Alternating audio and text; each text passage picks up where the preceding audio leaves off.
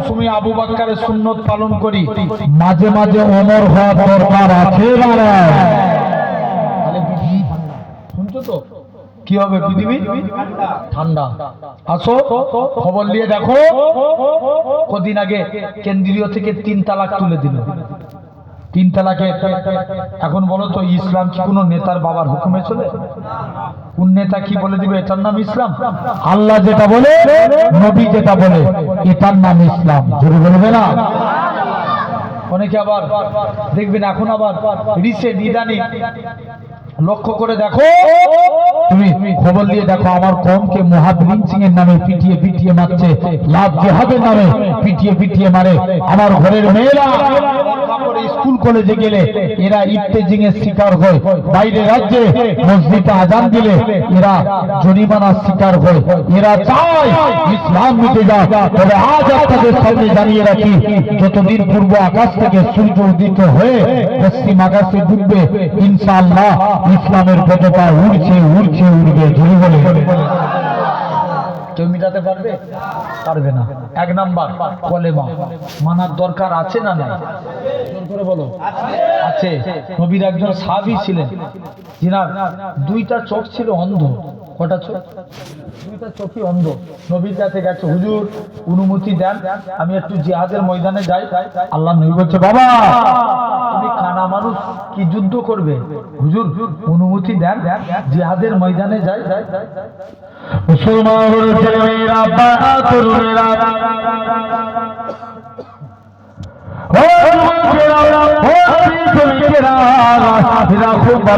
আল্লাহ নবী সাহাবী হযরত ওমর সাহাবী আব্দুল্লাহ ইবনে উম্মে মাকতুম দৌড়ে দৌড়ে দৌড়ে আল্লাহ নবী হুজরা মুবারকি চলে গেলেন।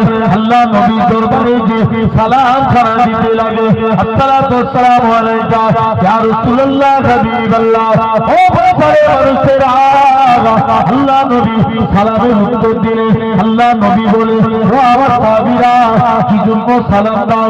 ইয়া রাসূলুল্লাহ হাবিবাল্লাহ, হুজুর আপনার কাছে এসেছি, হুজুর বেয়াদবি মাফ করে, হুজুর আজকের দিনে আপনার কাছে এসেছি। আল্লাহ নবী বলে, বাবা সাহাবীরা কি ব্যাপার বলো? ইয়া রাসূলুল্লাহ হাবিবাল্লাহ, আমি আপনার সাহাবী, অন্ত সাহাবী, আমার মনের ইচ্ছা যুদ্ধের ময়দানে যাব। আল্লাহ নবী বলে, না না না, এটা মানা যাবে না, এটা মানা যাবে না। আল্লাহ নবী হারিয়ে দিলে কিছুদিন পরে আল্লাহ নবী সাহাবী হযরত আব্দুল্লাহ ইবনে উম্মে মাকতুম নবী দরবারে চলে আসে। এরা খুব ভাবে আল্লাহ নবী হিজরা মুবারকে আসে। আল্লাহ নবী দরবারে আস্তে আস্তে করে নবী দরবারে চলে আসে। আল্লাহ নবী ইন্তেকাল হয়ে যায়। আবু বকর খলিফা হয়ে আবু বকরের কাছে চলে আসে। ভাই আবু বকর, তুমি আমায় অনুমতি দাও, আমি যেন যুদ্ধের ময়দানে যেতে পারি। আবু বকর বলে, তুমি তো কানা মানুষ, কেমন করে লড়াই করবে? আল্লাহ নবী মানা করেছে, আমি আবু বকরের অনুমতি দেব না। ওমর ফারুক বলে, হে রাসূলুল্লাহ সাহাবী, হে হযরত আব্দুল্লাহ ইবনে উম্মে মাকতুম, তুমি কেমন করে লড়াই করবে? আল্লাহ নবী সাহাবী আব্দুল্লাহ ইবনে উম্মে মাকতুম বলে, ভাই ওমর রে, আমি ইসলামের পতাকা নিয়ে উড়িয়ে দাঁড়িয়ে থাকবো, মক্কার কাফেররা আমাকে লক্ষ্য করে তীর ছুঁড়ে ছুঁড়ে মারবে, গোটা শরীর দিয়ে রক্ত বেরিয়ে যাবে, ওই রক্ত মাখা চেহারা নিয়ে কবরে চলে যাবো।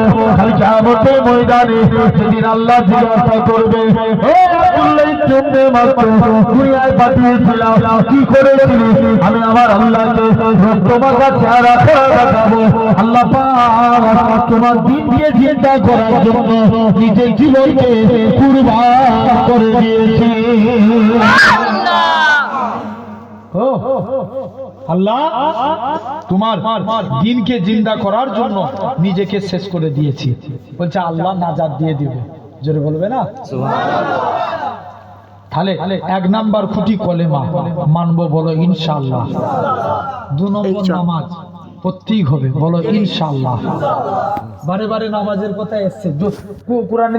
তুমি দেখো, নবী বলছে, বাবা সাহাবী, তোমাদেরকে জাহান্নাম থেকে বাঁচার জন্য আমি নবীকে আমল বলতে পারবো না। কি আমল? হুজুর আমলটা বলো। বাবা, আফজালুল ইবাদাতে ইবাদাতুস সালাত, সবথেকে উত্তম ইবাদত হচ্ছে নামাজ। বলবে না? করতেই হবে, বলো ইনশাআল্লাহ। নবীর একজন সাহাবী ছিলেন, সে প্রতিদিন একদিন নবীর দরবারে গেছে। নবীর দরবারে যে চুপ করে দাঁড়িয়ে আছে, নবী যুবকের দিকে তাকিয়ে মুচকে মুচকে হাসছে। যুবক বাড়ি চলে এসেছে, কাজ করতে যাই, মনে পড়ে রাসূলুল্লাহর মুচকি হাসি, যেটা বলবে না, নবীর হাসি দেখে ফিদা।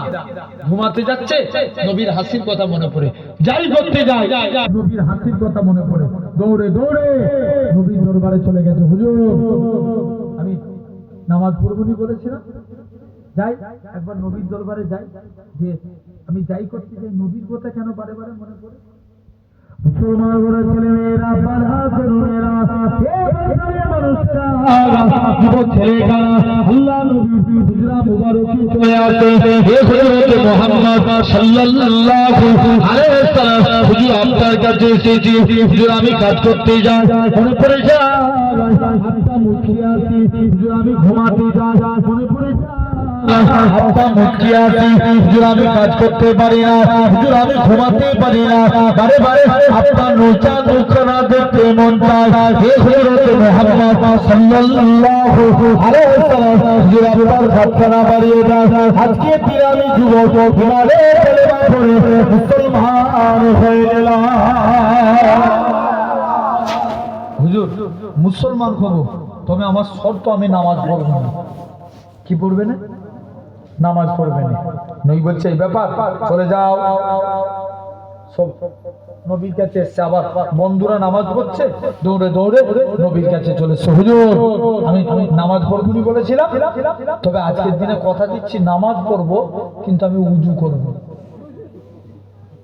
কি করবেন ভাই? ভাই উজু আগে না নামাজ আগে?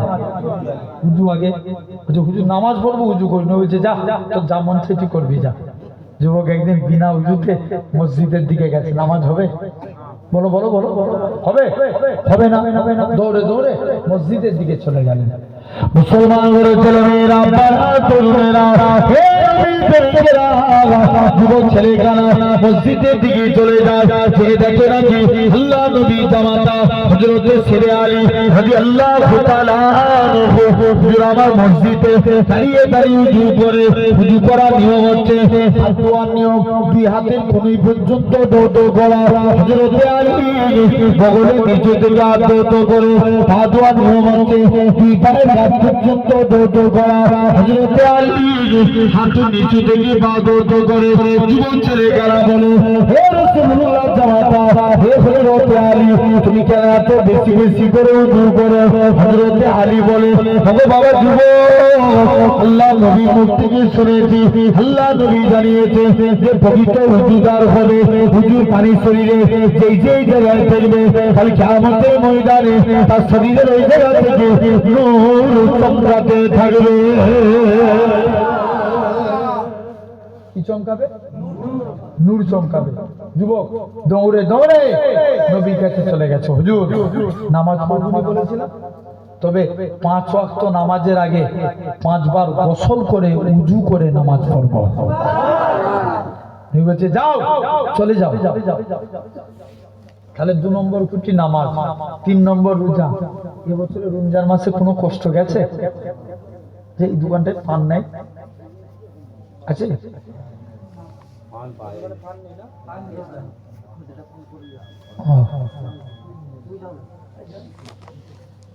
ছেড়ে দাও না, না ছেড়ে কি পান?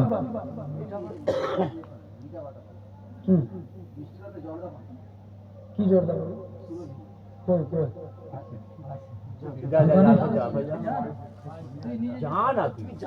ছেড়ে দাও, ছেড়ে দাও, সে টাইমও হয়ে গেছে, বেশি নিতে পারবে। যাক আল্লাহ কবুল করে, আল্লাহ কবুল করে নেন ভাইরা আব্বারা, আল্লাহ সকলকে। 3 নাম্বার কি? 3 নাম্বার হলো রোজা। কি বললাম? রোজা। আচ্ছা এই বছরে রমজান মাসে কোনো কষ্ট গেছে? হ্যাঁ হ্যাঁ।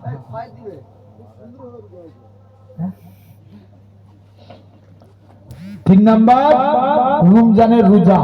আচ্ছা এবছরে রমজান মাসে কোনো কষ্ট গেছে? গত বছর তার আগের বছরে রমজান মাসে কি কষ্ট, মানে 2023-এর কথা বলছি। কেরালার একটা যুবক আবার সূর্যের বিরুদ্ধে পুলিশের কাছে মামলা করেছে। কার বিরুদ্ধে? সূর্যের বিরুদ্ধে। স্যার সূর্যকে একটু ঘিরার ব্যবস্থা করুন। সূর্য তামাম পৃথিবীর মানুষকে হারিয়ে দিয়েছে, সূর্য আল্লাহ রোজাদার বান্দার কাছে হেরে গেছে। আর একটু জোরে বলা গেল না? ও ও, কার কাছে হেরেছে সূর্য? রোজাদার বান্দার কাছে।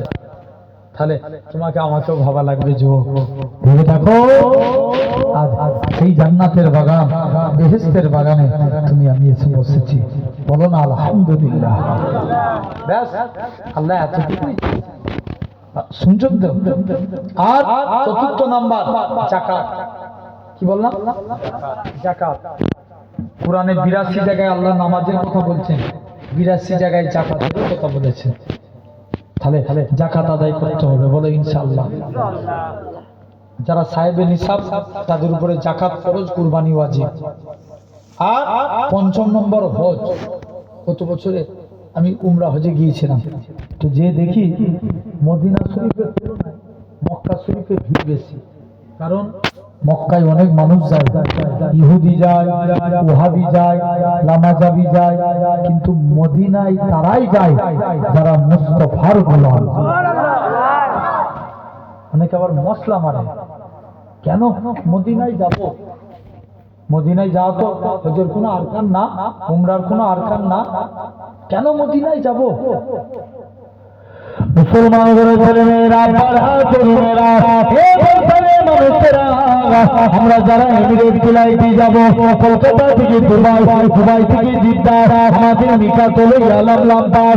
অনেকে কি করে এয়ারপোর্টের ভিতরে ইহরাম করে দুই রাকাত নামাজ পড়ে, তালবিয়া পড়তে পড়তে আল্লাহর কাবার দিকে চলে যায়। লাব্বাইক আল্লাহুম্মা লাব্বাইক, লাব্বাইক লা শারীকা লাক লাব্বাইক, ইন্নাল হামদা ওয়ান নি'মাতা লাকাল মুলক লা শারীকা লাক লাব্বাইক। এরকম ভাবে তালবিয়া পড়তে পড়তে আল্লাহর কাবার দিকে চলে যায়। আরে আমার জানে কাবা, আরে আমার মনে কাবা, আল্লাহ পাক এই কাবা কোনদিন দেখতে পাবো কি জানি না। এই কাবার সামনে গাজি কাবার কাছে চলে যায়। যখন কাবার কাছে পৌঁছে যায়, এরা অন্য কেউ নয়, এরা হলো আল্লাহ।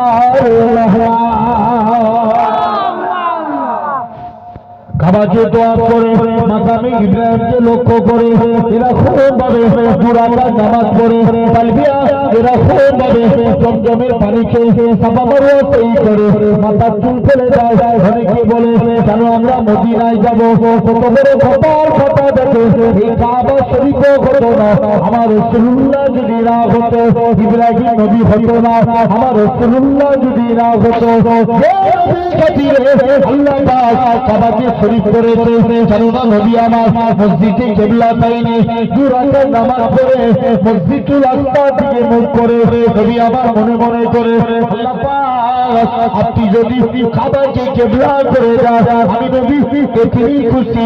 আমার আল্লাহ জানিয়ে দেয়, হে আমার হাবিব আপনি সিজদা থেকে মাথা তুলুন, আমি আল্লাহ আপনার খাতিরে আমি আল্লাহ কাবাকে কিবলা করে দিলাম।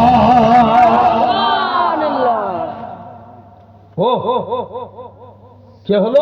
কাবা কিবলা। জোরে বলবে না? কাবা কাবা কি হলো? কিবলা হলো। আসেন ভাইরা, তাহলে এটা হলো এই 5 নম্বর খুঁটি।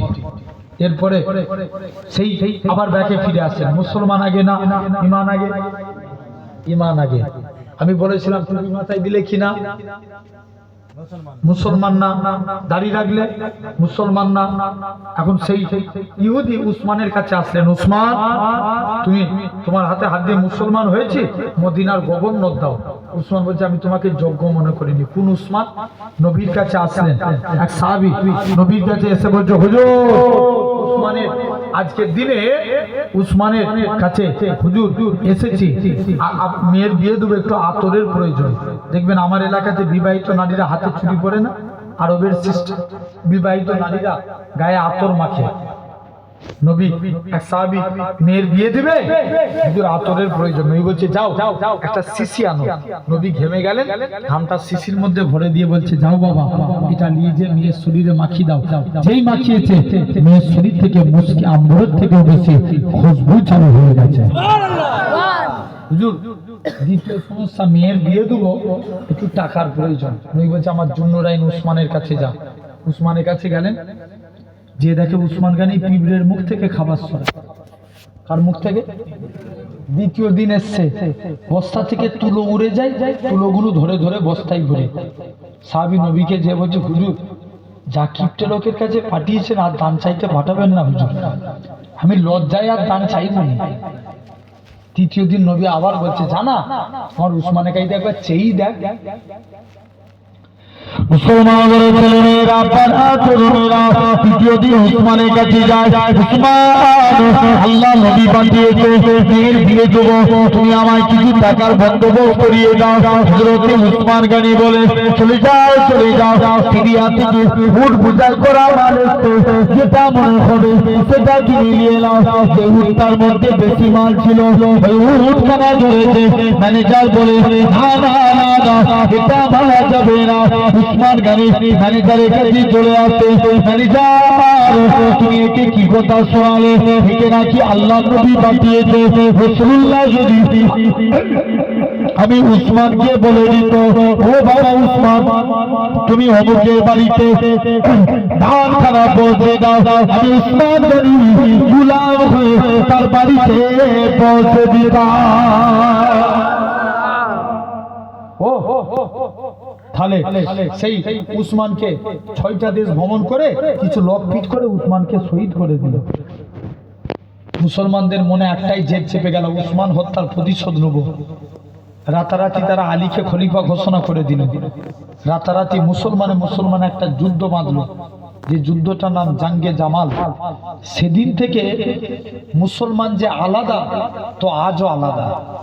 তাই বলে দিয়ে যাই এই জাত যেদিন এক থাকবে ইসলামের বিজয় হবে। জোরে বলে আল্লাহ কবুল করে। অলরেডি 3টেই শেষ করার কথা, আর 2:48 বেজে গেছে। আর নয়, আল্লাহ কবুল করেন। ছোট্ট করে একবার দরুদ পড়ে আল্লাহুম্মা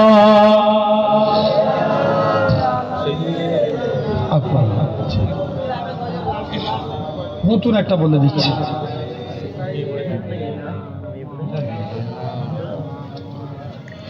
মদিনা বলার দিশে আশিকি যখন যায় কোন দেখানা মদিনায় রেখে আসতে চায়।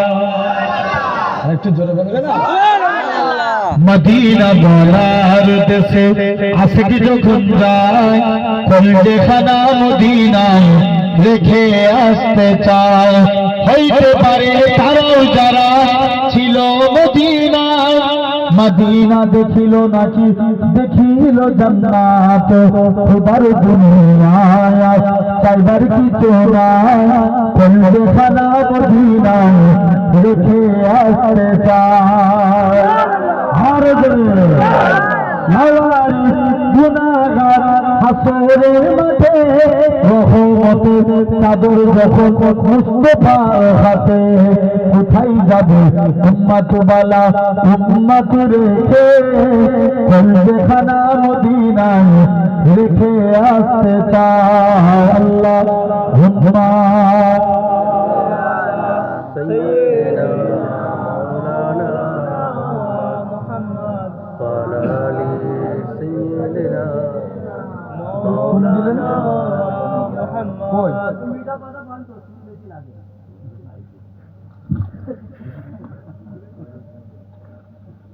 दुरूद शरीफ अल्लाहुम्मा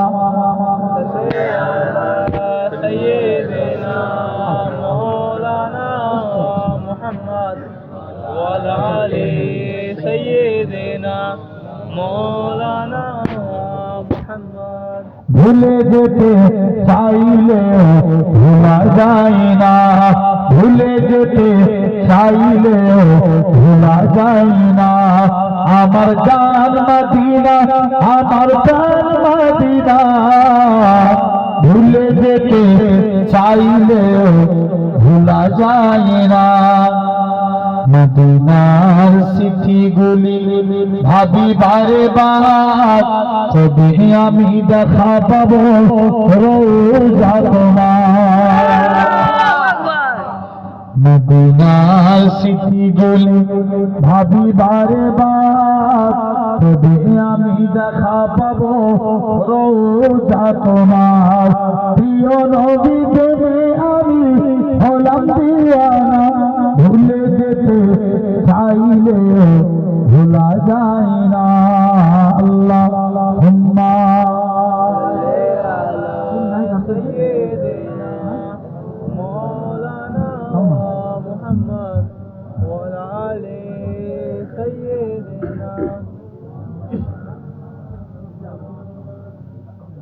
দুরূদ শরীফ আল্লাহুম্মা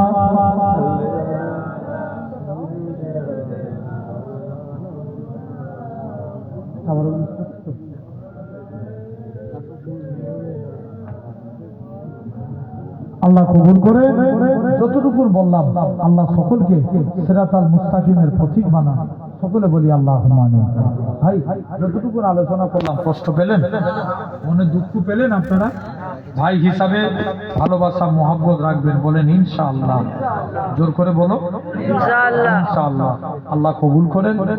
তারপরেও যতটুকু বললাম কেউ মনে কষ্ট পাননি তো? কারণ আমাকে অন্তর থেকে ভাইয়ের মতো ভালোবাসেন, হাত তুলে দেখান তো দেখি। আল্লাহকে সাক্ষী রেখে বলছেন তো? আলহামদুলিল্লাহ। আল্লাহ কবুল করে। আপনারা যাবেন মাঝে মাঝে দরবারে, বলেন ইনশাআল্লাহ। যাবেন তো? বলেন ইনশাআল্লাহ। ভাইয়ের বাড়িতে আপনারা এলে কত আমাদেরকে ভালোবাসেন বলেন তো?